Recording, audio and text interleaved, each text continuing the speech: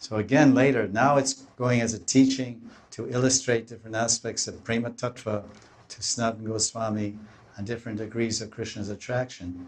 And later in Antya Lila, when Srup Damodar Goswami recites this verse, he's totally in Lalita Bhav.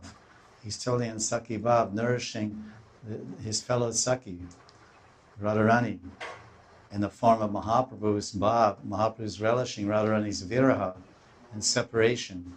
So then to churn that Viraha and to churn that ocean of Viraha, when you churn the ocean of Viraha, then you bring out different forms. Just like when you churn the ocean of milk, and different forms come out. An elephant, the form of an elephant comes out, the form of a beautiful woman, Lakshmi Devi, the form of Chandradevi, Chandradev, the Grahan, many different forms come out. So Srup Damodar would churn the ocean of Viraha, swirling and breaking in waves in the agitated, love-saturated heart of Mahaprabhu. And from those waves, from that churning of the different shlokas and verses and song, prema-filled songs that Srup Damodar would sing, then coming out of that ocean of Viraha, the Viraha Samudra, would become Krishna's Rupam. So then Lord Chaitanya would see Krishna and experience Krishna directly in his heart and mind, and oftentimes in a sporty, seeing a vision of Krishna in the garden or on the hill of Chatak or in the Chatak Parvat. He would run towards Krishna to embrace, like Radharani running on Avisar, Unmad Avisarika. Unmad Avisarika Radharani running madly and streaking madly and running down the footpath. Sham, Sham, Sham, Sham, Sham.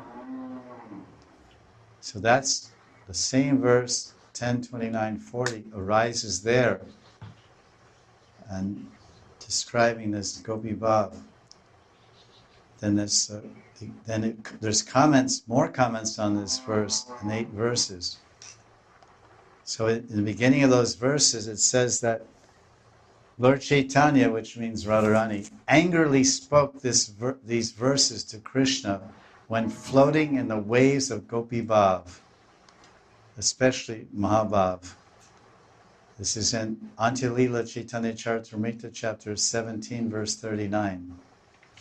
Eta kahe krodaveshe bhavar eta kahi krodaveshe bhavera tarange bhase. That's pretty obvious. Krodavesh.